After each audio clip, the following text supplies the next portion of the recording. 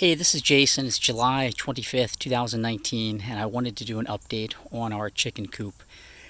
We've had the chickens for, I guess, 2 years. I gave a few to some neighbors that wanted to start a coop. We had two that just died, but the past 6 months I've been having a big issue with predators, and I consider this a very secure coop. I keep the door locked so nothing can come in. By opening it, this is really tight metal, it's hard to reach into. We have automatic coop doors getting out of the main coop area into the run. There's another automatic coop door in there. I have motion sensors, security cameras, you name it. So I would say in the main coop area, unless one of the doors fails, it's very, very safe. What I'm starting to happen during the day when I'm not here in the run, I've lost 3 chickens to probably fox. You can see some of the feathers from one of the white ones that got snatched. Now there's a chance they could be coming up here and clawing them and, tearing them off enough to pull them out. But I believe, based on some evidence, that water over there was flipped and it looked like something got in the coop. They were actually coming very, very carefully, finding an opening in this net. It's very hard to keep this net tight everywhere because of trees that fall, limbs that fall. But I think they would snake into the netting, kill it, and get out and cause the chickens to run around like they were crazy. So I'm doing layer 2 of security. So the automatic doors are going to shut at night. Nothing at night gets them in here. I do not let them out into the exposed area till well after the sun comes up.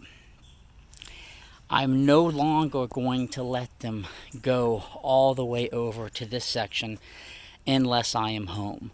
Because when I'm home, my office is above the garage and I typically come and go a lot, and it keeps fox away from what I can tell. Because I never have issues when I'm not here. When I travel for business, I come back, one is dead. So what's going to happen here is I've just installed that new post in the middle I'm showing, and I've actually partitioned. I have this main wire and I got more back here really tight, and I have an opening down at the bottom under that red wire. So I'm going to permit them to leave the run and get all the way out to here when I'm not home. But to the main big area, I'm going to physically have a door that I will open and close. On top of that, I put wire, triple layered in many places on top.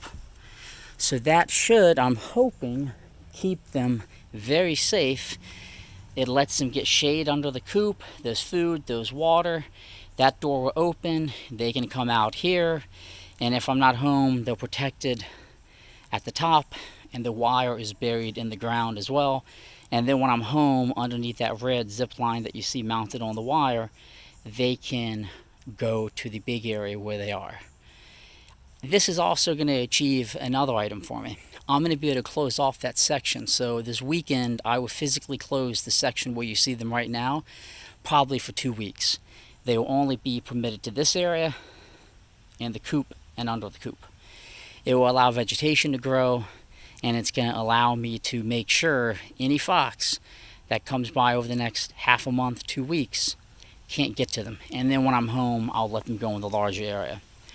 So we'll see how this goes. Keeping chickens is much like any agricultural project, very difficult to keep these things alive, not by random death or not by disease or not by feeding them, but by predators that want to eat them.